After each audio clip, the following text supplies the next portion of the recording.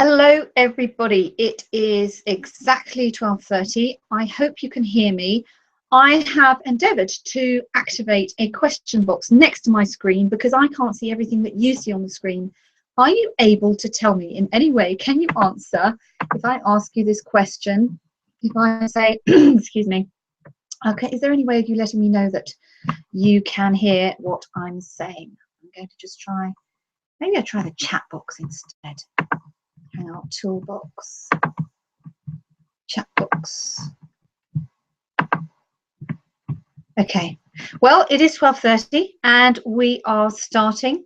So I want to give you a very, very warm welcome to new job, new you. Do what you love and love what you do. That's it, basically. I mean, I could tell you nothing else for the rest of the webinar and you would know everything you have to know. Do what you love and love what you do. But anyway, let's continue. For the next 45 minutes or so, we are going to be online together. Could you just please make sure that you have full access to the screen so that you can see everything, particularly if you're on a mobile, something or other. Have you got headphones so that you're not disturbed by other people? Turn off your apps. Especially if you're on Wi-Fi, because Facebook, Skype, things like that, they refresh all the time and they do take a lot of your broadband, your connection. So please turn all that off and make sure that even if you can't see the screen, you can at least listen to the screen without being disturbed at all. Okay, so as I say, we're going to be here approximately 45 minutes together because I know that lunchtimes are precious and hopefully you will still have time to go and get a sandwich and a drink if you haven't already got one at your desk now. Okay, let's move on. So, how long do you spend on your job application?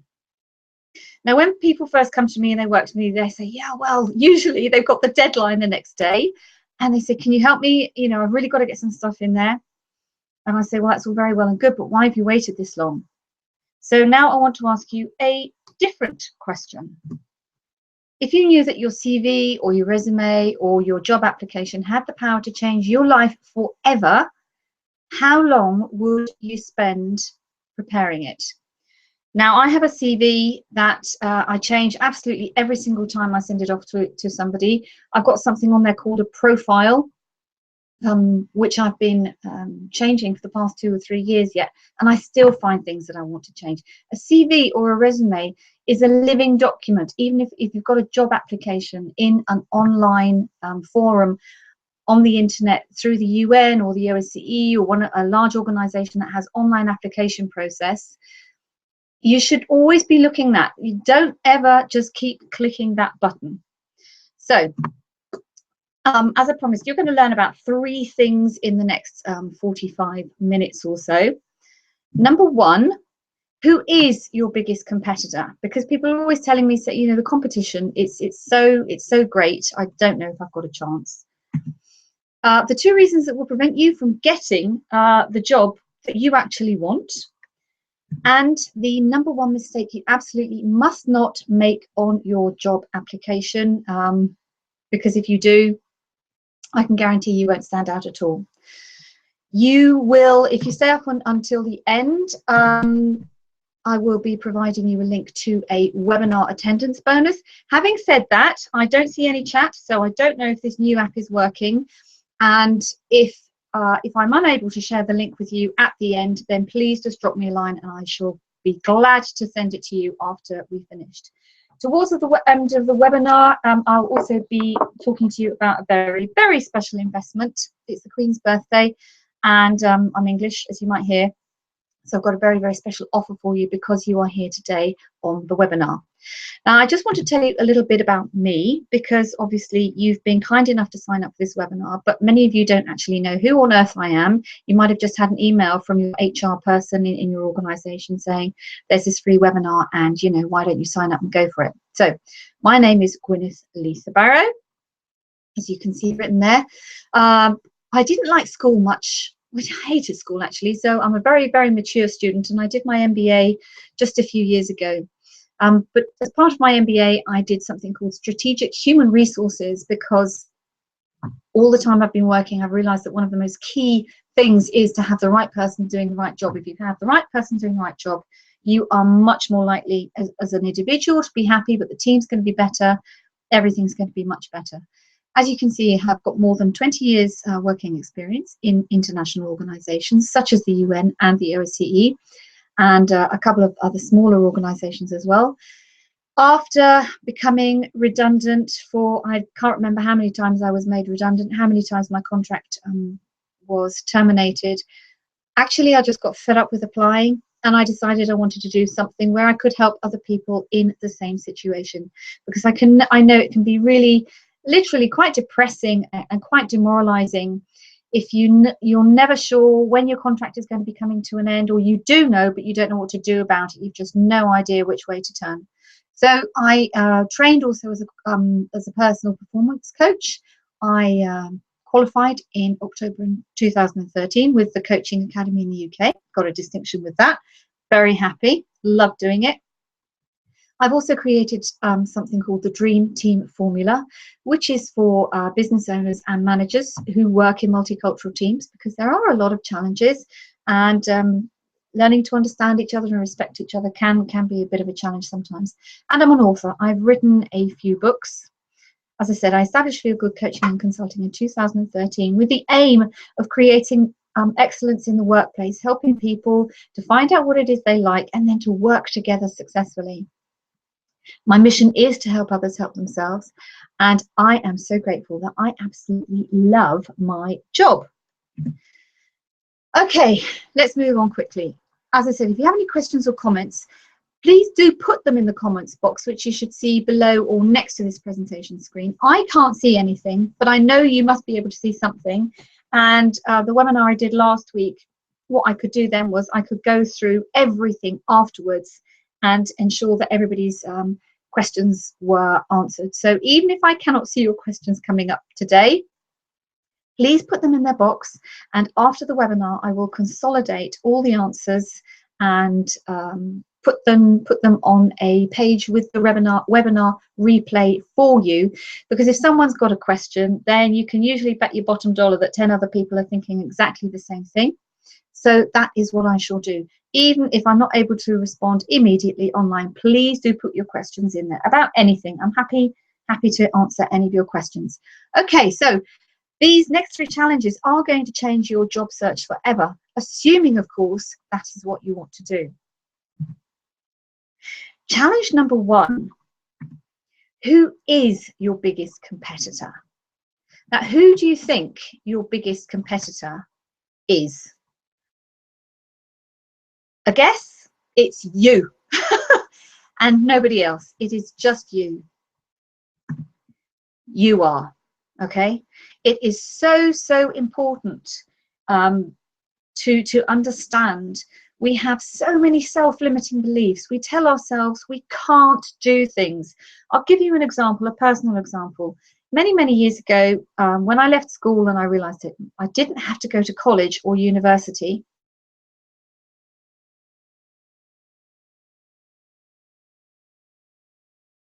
I had said, actually, I don't want to go to college, I don't want to go to university, and I don't want to be a music teacher.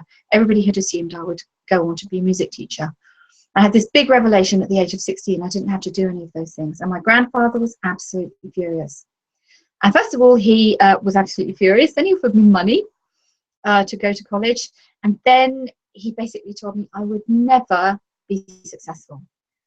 And for many years, I believed him. Absolutely dreadful. And I sort of, mooched around a little bit, did various things, because I just didn't know what I want to do, because I was convinced I wasn't going to be successful. And that was purely because he had told me in my formative years that I would never bring it to anything if I didn't go to college, if I didn't go to university. Now, I know that a lot of people believe that going to university is a massive privilege. And if you want to go and study and graduate and you want to work in that line of study, fantastic. But if you don't, why on earth would you make yourself miserable doing something just for the sake of doing it, because your parents or your grandparents or your family or your colleagues or whoever have told you it's a huge privilege to study? I'm not saying it's not a huge privilege, but if it is not what you want to do, you're going against yourself. You've basically told yourself, if I don't have my university degree, if I don't have a college diploma or whatever, I'm never going to make it. Well, I'm here to tell you that is absolutely rubbish, because, as I said, I didn't do my MBA until 5 or 6 years ago. I graduated actually in 2011. Okay, so that's a little bit longer, but the fact of the matter is I was over 40 when I did it. Okay, so be true to yourself. Understand who you are and acknowledge what you want. The only competitor you have is the person looking at you in the mirror each day. So let me ask you a question now, but just theoretically, and it's a question I love to ask people. If you knew that you were going to succeed, if you knew that success was guaranteed, if you knew that a fabulous salary was guaranteed, would you be doing the job that you are doing now? And if the answer to that question is no, well, first of all, you're in the right place. But second of all, you really need to do some work with yourself. Because if you're not true to yourself and you go into a job and you are miserable, you will be literally depressing your own personality. Now, regrettably, these days, we see a lot more instances of burnout, depression. You know, the statistics on disengagement are absolutely staggering. You know, anything up to 60% of staff in Western Europe and the US are disengaged. That means that 60% of workers aren't happy. They don't enjoy doing what they do. They don't love what they do. If you also consider how much time you spend at work, why on earth would you do something you didn't want to do? Be true to yourself, understand who you are, and acknowledge what it is that you want. I hope that's absolutely clear. You won't be able to answer those questions yourself right now, but hopefully when you go back to the webinar replay, maybe to get some additional thoughts, make some notes, really think about who are you and what do you want to do, because you're allowed to do it. Challenge number 2, the 2 reasons that will prevent you from getting the job that you want. These are going to seem quite obvious, but again, they are the 2 commonest reasons that prevent people from getting the job that they want. Number 1 is you don't apply. And again, this comes back to the competition thing. You know, people are looking at job descriptions, job vacancy notices. Oh, I could never do that. Oh, the competition's going to be much too much. Well, of course, the competition's, you know, for the good jobs, but somebody's got to get the job. You know, Google has 2 million applications a year for 5,000 applicants. Now, those people who are applying there, they don't care. They want the job, so they just do it. If you don't apply, you are not going to get the job. So next time you're looking at a vacancy notice, don't tell yourself, I can't do that, I can't do that, I can't do that. Tell yourself, I can do this, I can do that, I have got that qualification. And also ask yourself, what kind of a person are they looking for? And does that fit your profile? Now, something I talk about quite a lot on blogs and also in my books is the fact that you can tell a lot about an employer about the job from the job description that they are providing to you. In larger organizations, although I have to say it is changing, in larger organizations, if you look at a job vacancy notice, you will see a lot about the competencies, the qualifications, the experience, and all those types of things. And then there might be a list at the end saying ability to work under pressure, or information and that kind of thing. There's nothing about the characteristics of the person that they want. Now, be aware that if there are no characteristics included in the job vacancy notice, you will be going into an organization or a company where its goals, where its missions are more important than the people. This is beginning to change. I am starting to see some changes on vacancy notices that I see from the UN, from the OSCE, and a couple of other international organizations. Now, let me give you another example. If you go to the Nestle website, so a very large corporate, if you look at their vacancy notices, they will talk about enthusiastic, dynamic, forward-thinking, committed, team builders. That in that environment, they're talking very much more about the kind of person, because they know what kind of person they want to fit in with a specific team. And somebody like Nestle, or a company rather like Nestle, yes, their profits are important to them, but they also place a massive amount of importance on ensuring that their staff are happy, because happy staff are engaged staff, and like I say, the productivity and all the rest of it improves dramatically. So next time you're looking at a job vacancy notice, or if you think, oh, well, now I could never do that, turn that around. Could I do that? Is there something maybe in the job vacancy notice that you could learn? Is there a very specific skill that you could actually, if you really wanted that job and you got to interview, and you could say to them, but when you get to interview, well, I don't actually have this skill, but I'm learning. You're already at evening school, or you're already doing some e-learning, an online course, or something along those lines. So the number one reason that will prevent you from getting the job that you want is that you do not apply. Sounds obvious, but so many people don't bother. The second reason is that many clients come to me and I say, don't know what I want to do. They've had a great career. Maybe they've been working 5 or 6 years. Maybe they've been working 15 or 20 years. It doesn't matter. A lot of us get to some point in our careers, we get to a crossroads, and we might know that our contract is coming to an end, or we just want to change. All we know is we want to change something, but we don't know what.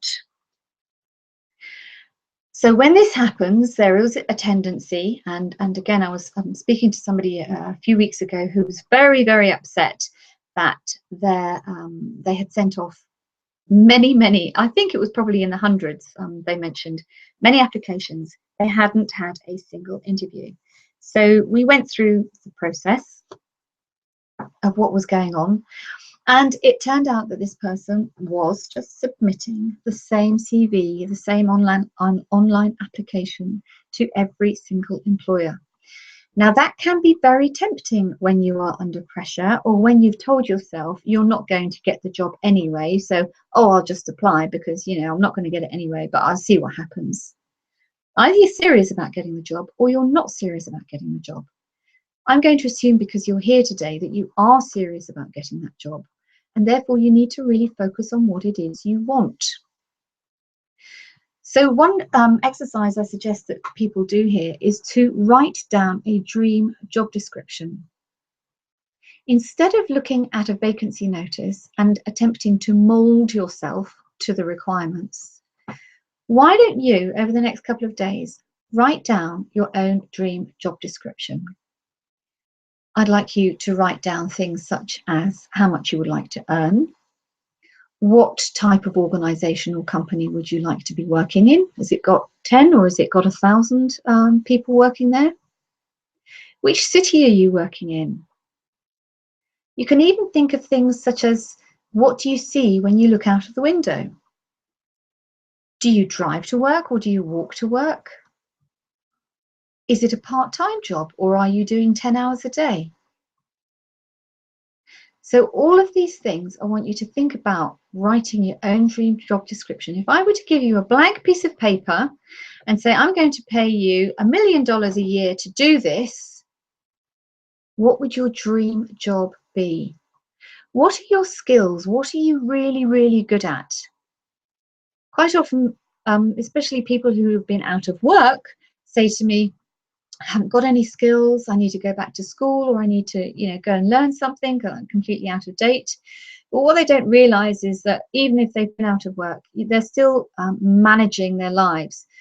So for example, if you're working in a small team, you are going to be very good at managing your own time. So that's time management. You are going to be good, hopefully, at meeting deadlines. You're going to be good at working with others. So all of these interpersonal, these competencies are very, very important. When it comes to interview, actually, okay, that's a different ballgame, but when it comes to interview, the potential employer has already decided that on paper you fit. So when it comes to interview, they're looking at the person. So you need to know what it is that you really want. And like I say, dare to dream, because it's absolutely free. There is nothing in this world to say that you cannot have a job that you love, that you want to do. Ask your friends, ask your family, what do they think that you do really well? My brother-in-law is brilliant at Excel. I hate Excel. What takes me 2 hours takes him 2 minutes. He thinks I'm completely daft because I can't do Excel. I think he's completely brilliant because he can. I'm really good at getting people together to work together in a team. My brother-in-law said to me, how can I do this? What should I be looking for? So there's something about you that is very unique, that is very special, that you need to think about. Put it all down on paper, and you should come up with a couple of pages of things. What kind of people are you working with? What are you wearing? Are you in an office on your own? Are you in an open plan office? How do you feel when you get home from work if you're doing what you love? How does your work-life balance improve? How many holidays do you get each year? All these things, write down everything you want. Now, this might sound a little bit like a dreamy thing, but actually it has a very significant psychological effect on your brain. Because if you say to your brain, I don't know what I want and I'm looking all over the place, your brain will look all over the place and find you anything. If you tell your brain, this is what I want, you've given a signal to your brain to start looking for those things. Have you ever noticed that, if you're maybe thinking of buying a new car, or, I don't know, even a book or something simple, and you've done a little bit of research on that particular subject, or a holiday, and all of a sudden you start seeing every day, you start seeing that car or you start seeing that holiday advertised. What you've done is you've sent a signal to your brain saying, watch out for these things, please. And it does. And exactly the same process happens when you are looking for a job. So decide on what it is you want. You will do yourself a massive, massive favor by doing so. You will also be able to say, that is not what I want, and push things away, because we all have to pay the bills, no question about it. So why wouldn't you look for a job, apply for a job that you absolutely loved? Okay, let's move on to challenge number 3. The number 1 mistake you must not make on your job application if you want to be noticed. Now, again, this, when I tell you, I know you're going to say, oh, that's obvious, but you would be amazed at how many people do it. And this also comes back to not submitting the same application to every single person in the world. Do not copy and paste your job description into the application form or the CV. I have seen this so many times, and to be absolutely honest, if I see that, the CV goes, I'm not interested. Well, not anymore, because I'm not in that kind of situation. But when I was in that situation, when I was responsible for recruiting people, for me, copying the tasks and responsibilities onto the form, that's just lazy. That is pure laziness. And as I said, if you really want a job, you've got to convince the person reading your CV that you do want it. And so you have to put the effort into it, right? Always use the format that has been requested by the employer. Do they want a CV, or do they have an online form? And are they asking for a cover letter? Now let's go through those things one by one. There is a format in Europe known as the Europass. And I have seen this Europass form more times than I care to think about. If you are applying to an online organisation and you're not sure, don't use the Europass. Never ever use the Europass application form unless the organisation has specifically asked for the Europass format. Now, the other complaint I hear is these, these forms, they tell you to do this, to put in your tasks and responsibilities. Yes, you have to include what you've been doing, but don't just copy the job description. Now, what I'm going to tell you now is, for many people, it's quite a lot of hard work. And this is why I say it's never too early to start preparing your CV, to start preparing your application, because it's not easy to do, because what I'm going to ask you to do is probably something completely different than you've been doing up until now. If you've ever been in any of my workshops or read any of my books, you will know the example that I always give about the washing powder. If you see an advertisement, be that on the television or in a newspaper, for washing powder, you will never see a plain picture or somebody standing there holding a box of washing powder saying, "This is fabulous washing powder, buy it," because you won't buy it. What you will see usually is probably some children running into the kitchen, their clothes are dirty, their parents are laughing, the clothes go into the washing machine, the children run out of the kitchen laughing, the sun is shining, the grass is green, the trees are beautiful, everybody's having a wonderful time, lines and lines of whitewashing, absolutely stunning, brilliantly white. And what the marketer is doing what the advertiser is doing there is creating an emotional hook with you. So that when you go into the supermarket and you see this washing powder or washing liquid or detergent, you will have that emotion in your brain of the fabulous, fabulous feeling that you got from this advertisement. Assuming you're into washing powder and stuff, but hey. The same goes for toothpaste, actually. Sparkling white teeth. You too can feel this amazing and gorgeous if you brush your teeth with Colgate or whatever. And that is what you're going to have to do on your CV. Now, many people disagree with me. I've had very many interesting conversations that human beings are not products. But actually, going back to the whole competition thing, people say competition is too tough. I'm not even going to bother. It is about creating your own brand. And that's something I'm going to talk about in a few minutes as well. You have to have a brand identity. You have to know who you are. This is where it goes back to acknowledging who you are, what you want, know what you want. And when you've got that, then you can create your own brand. And you need to sell yourself on paper as if you were selling washing powder. You need to be able to paint a picture of you in the mind of the person reading the CV or the application. And the best way you can do that is to use relevant examples that demonstrate how well you did things, and to use adjectives such as successfully managed a team of 8 people, successfully managed a budget of 100 million, effectively ran operations, achieve the results. Always ask yourself the question, the so what question. I'm sure you've heard that before. Ask yourself, read your CV and ask yourself the so what. And it doesn't matter if you are filling in an online application or a CV, you can always include some kind of relevant example about what you've done that is being asked for in the job vacancy notice. You can always find a relevant example to be able to paint that picture. Now, that's assuming you have a human being looking at your CV or your online application. The other thing you need to know about writing an application form, particularly if you're going into a larger organization where they have an online program, is that the computer program, the software, will have been programmed with specific keywords. So if you're looking at the job vacancy notice and it has the word communication 20 times, then you need to make sure that you have communication written several times in your CV. It has to be in there somehow.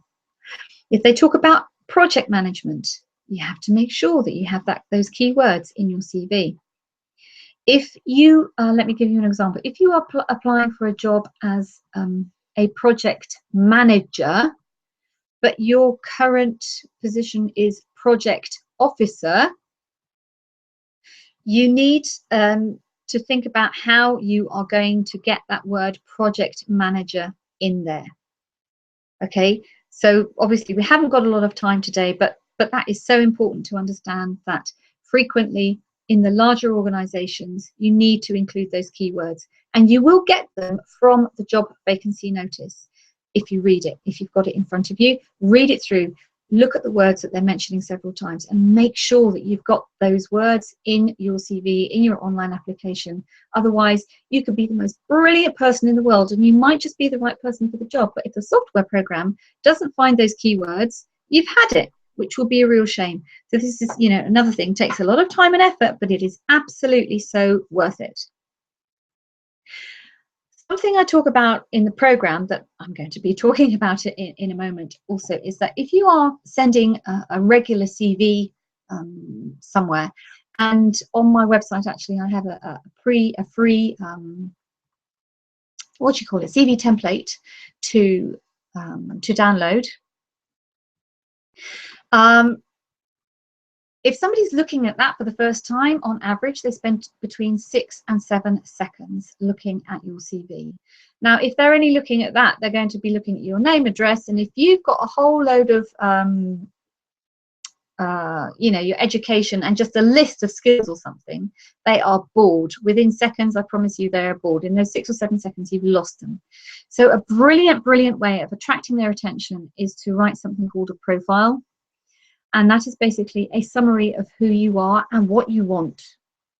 So again, if you are a project officer, but you're applying for a job as a project manager, you could write something along the lines of experienced individual with, I don't know, niche experience. Okay, I've used the word experience twice there. Working with projects, managing multi-million projects, etc., etc. So you are basically writing a narrative. You're writing a little advertisement of who you are, what you've done, and what you can do, what you are going to contribute to the company. I hope all that makes sense.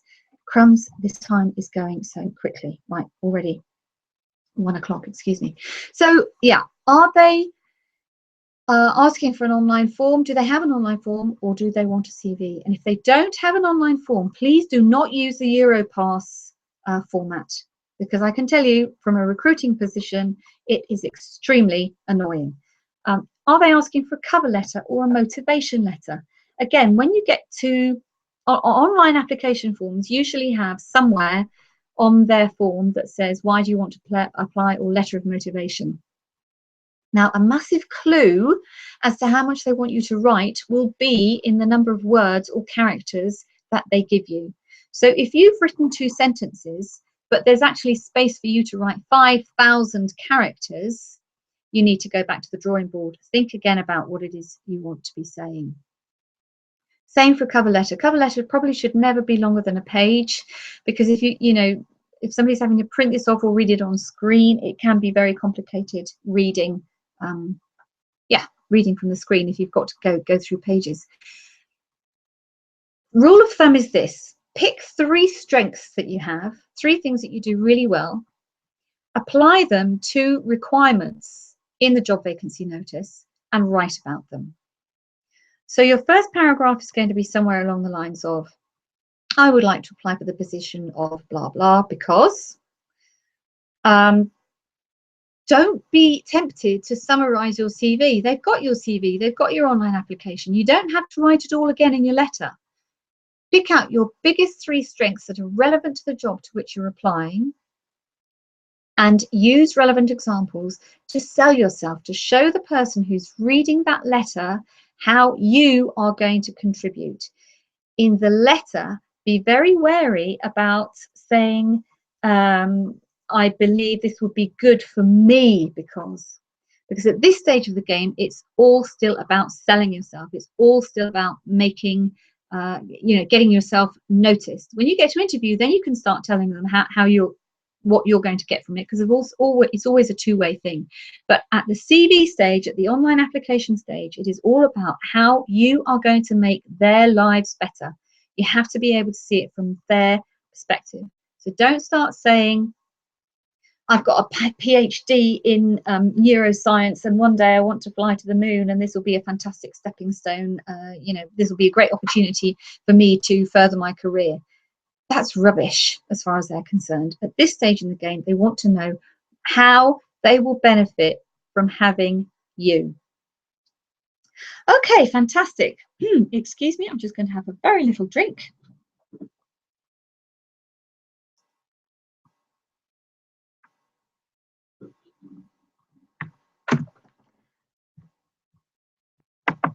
Okay, so there you have now the solutions to 3 of the biggest job application challenges. Who is your biggest competitor? It's you. The 2 reasons that will prevent you from getting the job: you don't apply, or you don't know what you want and just end up looking at all sorts of things. And number three, the fact that many people simply copy and paste their tasks and responsibilities into boxes on an online application form without really thinking about what the employer is looking for, how they can make it a bit more colourful to really be able to paint a picture of themselves. Now, at this point, I usually would be providing some answers, but as I say, it appears that this app, and I shall look at it afterwards, is not working. So I cannot see any questions if there are any. Please do, however, put them in the comment box, regardless of whether you're watching on Google Hangouts or YouTube. Please put your answers, your questions into the box, and after the webinar, I will go back and look at everything, and I will answer all the questions and post them onto the page where I'll also be posting the webinar replay so that everybody has access. I won't put names or anything on there as to who asked what, but just so that you know that. However, I did have one question before we came on air today, and this again has to do with not knowing what you want. I know it's very counterintuitive to become selective about which positions you're applying for. So this person said to me, you know, I've been applying for a lot of positions. They basically wanted a promotion, but they had applied to 6 or 7 different sections, similar jobs, but 6 or 7 different sections. Now, particularly if you're working in a large organization and you are applying for lots of jobs in the same organization, think about how that is going to appear to HR. Is that somebody who's really interested in those specific jobs, or is that somebody who's appearing desperate to get out of where they are at the moment? So really think very carefully when you start applying for lots of things. And my advice would be, if that's the position you're in now, I would either just not apply or withdraw application or whatever. If you're in one organization and you've applied to more than, say, 3 positions, from an HR perspective, they are going to be asking questions. What's wrong with this person? Why are they so desperate to get out? Along the same lines, don't be tempted, just because you're desperate to get out of somewhere, to take a lower paid or a lower grade. Again, rather than achieving what you want, the HR people are more likely to ask themselves, what on earth do they want? Who would want to earn less money? Of course, like I said, we all have to pay the bills, and it does sound very counterintuitive, but by focusing on what it is that you really want, you have a much better chance of getting it. I hope that makes sense. And as I said, any other questions, please put them in the chat box and I will answer them excuse me, after the webinar. Okay, as I mentioned at the beginning, I'm going to also give you an offer. Now, I know this is going to seem a bit too much like hard work for some, because creating a CV, creating an application, it is hard work. It's not just something that you can do. The people who make the effort automatically put themselves in the top 5% of all job applicants, because if you take the time to read the notice, to really think about how you can paint that picture of yourself, you are going to be in with a much better chance. But it might be too much work for some. And I know that there are also some people on this webinar that are going to say, you know what, Gwyneth, thanks very much. You've given me some great advice there. It's been very valuable. That's all I needed, and I'm off. I'm in a good place. I just wanted to check in or whatever. And that's also fine. So this is also not for you, but it may be for some of you. So this is today's webinar special. I've created this online program called New Job, New You. And it basically takes you through the entire process of creating your own brand. Now, there's a mini series on my website as well that is not going to be there for much longer, I have to say, about how to create your own brand. Then really takes you into great detail to decide on what it is you want to do. And then module 3 is split into 2, taking action part 1. That's all about putting all your information down, because once you've done that, you can more easily select relevant examples and information for the specific job that you're applying to. There's also a lot of very practical information about setting out your CV, which fonts to use, and all those kind of things. And also putting together your own marketing plan. you know, how you're going to find the job, where you're going to find the job. So there's all that in there. So that's my usual online program, and that usually retails at €295. But okay, so we've just done that. So module 1 is brand, module 2 is decide, module 3 and parts 1 and 2 action, putting everything together, and part 2 is actually just going for it. Where are you going to apply it and starting to send off those applications? It's all online. So even though I've got pretty pictures here, everything is online. So as soon as you sign up, as soon as everything is processed, as soon as the investment is made, you receive immediate access. There's nothing to come in the post. It's all there. It's just a case of logging in and away you go. Now, again, you don't know me probably, so I wanted to just give you a couple of examples. This gentleman I worked with, who's done absolutely brilliantly, I have to say, in the past couple of years, because he learned how to really focus on what it was he wanted. And he realized that he was telling himself, I can't do this, I can't do that, they won't want me, my English isn't good enough. He was coming up with all sorts of reasons. That's another thing. If one of your excuses is, my English isn't good enough, throw that out the window, because the entire world is not native English mother tongue. Just think about that. So yes, so I worked with Carlo, and we went through a lot of things. Nowadays he's doing absolutely fantastically. So here it is again. So you get the 4 modules, easy on video, online, so to speak. So you just click on the play button, and you've got the workbook to download, so that you can keep all your notes. And by the time you finish that workbook, you will have something that will keep you going for a long time, because you'll have all the information in there that you need, and in the long run will actually save you time the next time you want to apply somewhere. Now, as I said, that usually costs $295, but because I'm English and it is the Queen's 90th birthday, I'm offering that today for just €90 plus VAT. So the VAT is an additional €18. It's 108, but yeah, it's the 90th birthday of our Queen, and I quite like our Queen. So there we go. That's my Queen special. Yeah, here's another little recommendation from somebody who actually came to a workshop. So a lot of what I've given you here today is some of what I include in the workshops, really helping people to market themselves, how to find that extra. Please go to your friends, go to your family, ask them what's fantastic about me, and you might be very surprised with what they say.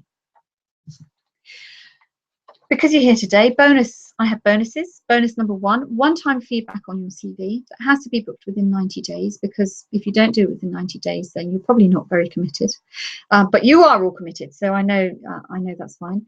I will look at your CV or your application and give you feedback in respect of the job that you were applying to. Number 2 is free membership into a closed Facebook group, New Job, New You, where lots of people are who can openly answer their questions. I can't do everything on email, so a Facebook group is a fantastic tool to be able to do that. And a free download of my book, 6 Steps to Professional Success CV Writing, where you have everything in written form as well. It's a short pocket book, whatever. You can take that with you then wherever you want to. So as I said, the regular price of the program is $295. The feedback on your CV is in the value of €160. So you're getting €455 worth for just €90 plus VAT today. Okay, so that's it. Yep, that's brilliant. It's 13:13, so we are almost finished. As I said, regrettably, the comments box does not appear to be working, so I cannot send you the link for your attendance bonus. This also means I can't see who's online right now, so I'd be very grateful. The attendance bonus is actually, it's a short little download, 3 mistakes you must not make at your interview. Please could you just drop me a line or put a comment in the chat box so that I can find you somehow, so that I can send you the link so that you can download your attendance bonus. And I do apologize that hasn't worked, but hey, technology is not always fantastic. So there we are. Any questions? Put them in the box. thank you very, very, very much for being here. I hope you've still got a little bit of time to sort of chill out, maybe read your emails, switch your computer back on before you go back to work. And yeah, thank you very, very much for being here. Oh yeah, remember to go over to the Feel Good Coaching and Consulting Facebook page anyway, because I frequently post other tidbits of information and advice that you might find interesting there. Thank you very much for being here. Bye for now.